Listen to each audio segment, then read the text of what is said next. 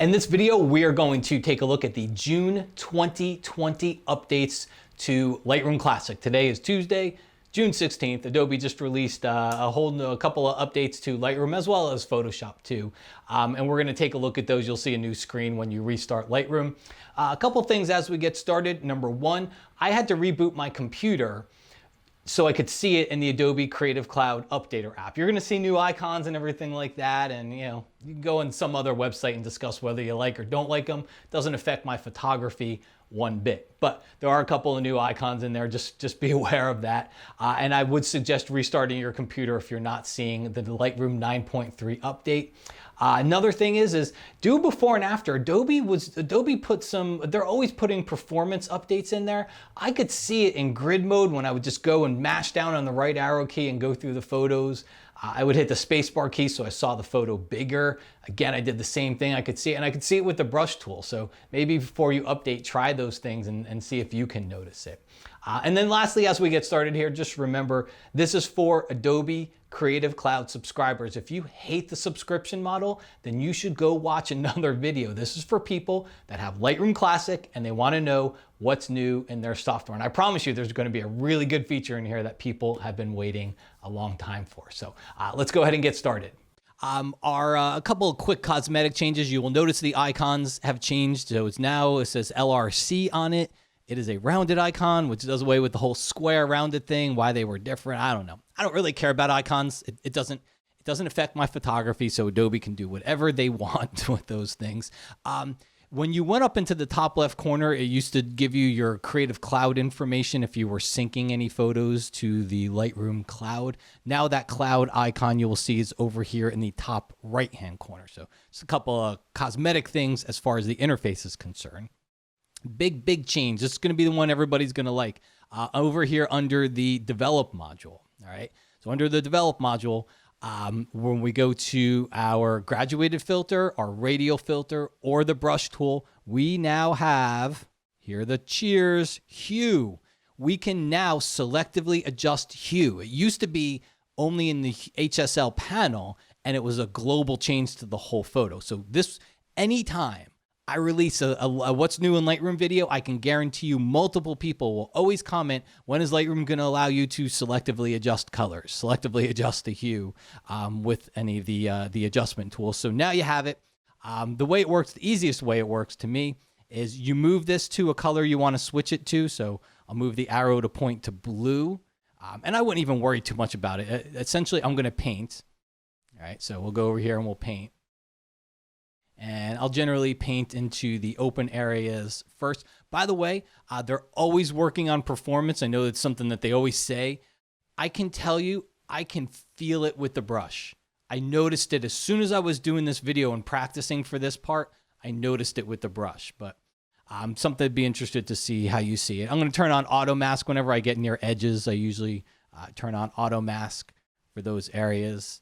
Obviously, I spilled over a little bit. I'll undo that. Command or Control Z. Not going to go too crazy with this. Just want to give you an idea of what it does, but we'll go ahead and turn that off there. And then I always try to turn auto mask off once I get away from the edges there, because it tends to make things a little bit splotchy as you're working. And then you can just move the slider around. It'll point to the color you're shifting to. I don't think it's difficult to just grab the slider and move it around to the color that you want to change it to. And all of your other settings still work. So you can use, in fact, I would suggest you use your range masking along with this to help blend this in. I think that will help. That will help quite a bit. So that is your hue adjustment, just to give you a couple of different ways you might want to use it. Got a fairly gray sky here. So I could go take my adjustment brush and start painting in a little bit of color. Obviously, I'm not going to do that. In fact, let's do this. Let's grab my graduated filter, and I'll do that. All right. I'm obviously not going to keep it that ugly color, but maybe I want to just put in a little bit of orangey magenta color into the sky there. So I could do that. All right. I thought when I looked at this photo, I thought the water had a much bluer tinge than a lot of the magenta pinks that the photo tends to have. So again, I could go over here and take my brush tool, start to paint. Obviously, this is going to be too much, but I will show you a couple of things we can do. And I'm just going to be very, very quick over the rocks. The rocks are fairly monotone, so they're not even going to pick up too much color.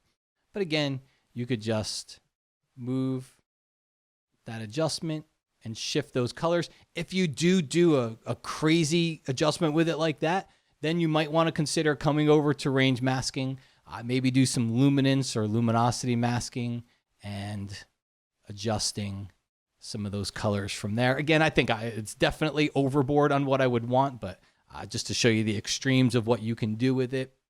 So you can change colors, you can shift colors. If you wanted to go in here, again, we could go in there and let's reset that. Take our hue, use our brush, and start to change colors in the photo. Again, don't forget you'd want to turn on auto mask for all of that stuff to help keep it in the edges, or zoom in and use a smaller brush. Okay. All right, moving on to the next one. And for all of the people that are going to comment on that one, it's been asked for so much that you can figure out what kind of person you're, because there's two types of people that will comment on this last feature with the hue adjustment, and that is let's say you have a spouse and your spouse doesn't clean as much as you want. Maybe your spouse doesn't cook as much as you want, and all of a sudden one day they cook or they clean or they do something that they don't normally do, and you say, what kind of person are you? If you say, well, gee, it's about time, that'll reveal a lot about you. Or do you just simply say, thank you? Anyway, all right, let's move on to the next one. Next one is really more cosmetic here.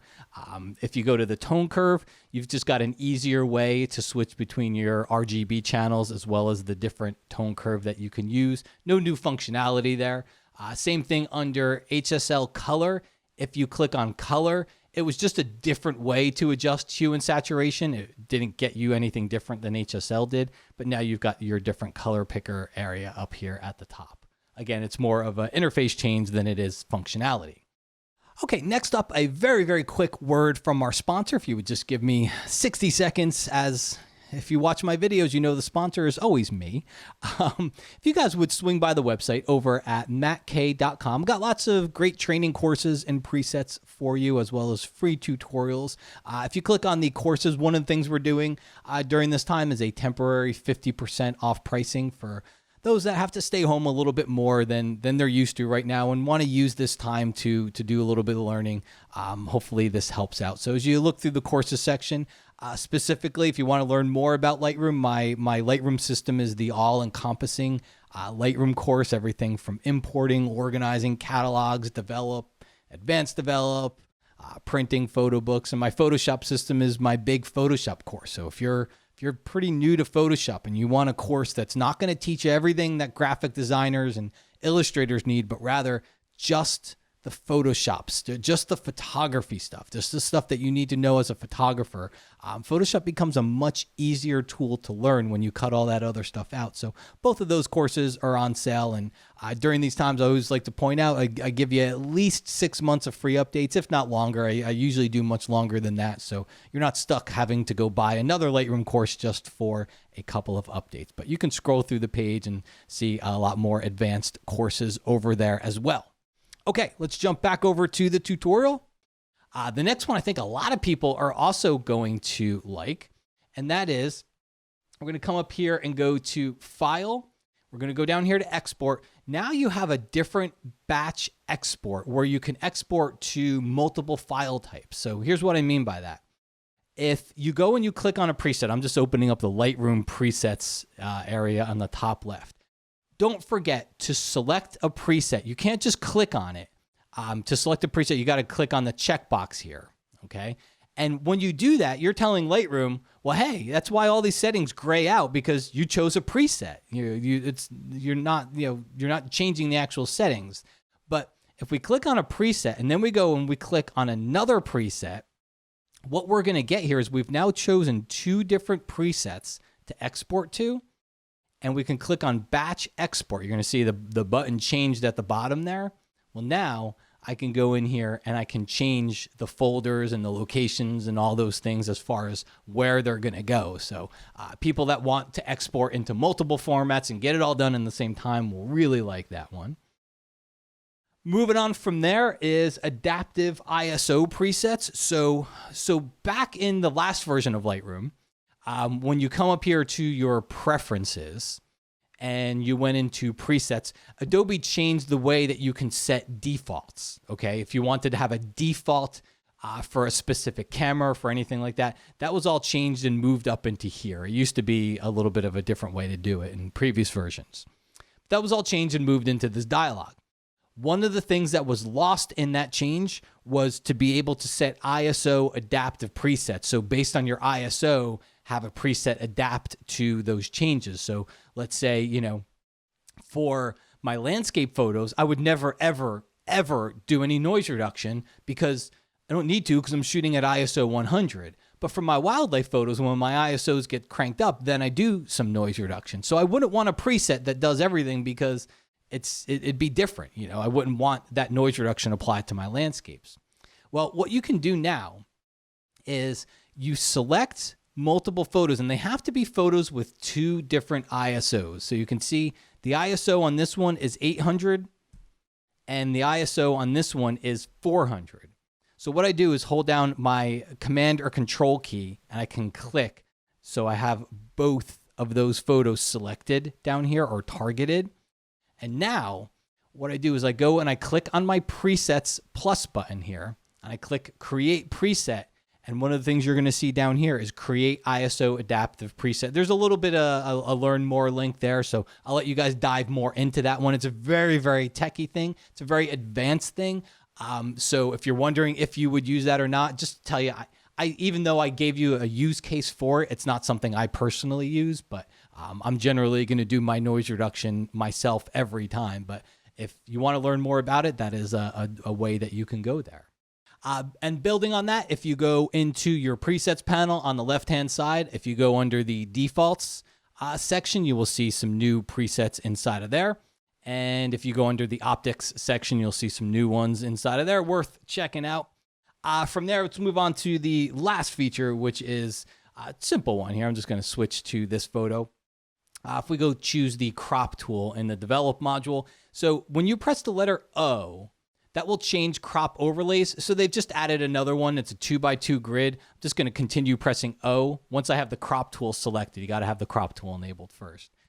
There we go. So you got a 2x2 grid, which would let you see the exact center of the image if you were cropping to something in that point. So, you know, again, it's not something I would probably not use, but if it makes it in there, it means enough people have asked for it. So you could be one of those people that needed to know the exact center point of the photo. Okay. Folks, hope that helps you out. And again, if you would do me a huge favor, swing by the website over at mattk.com and check out the courses in the preset section to see if there's anything that interests you there. As always, thank you so much for watching, and I'll talk to you again real soon.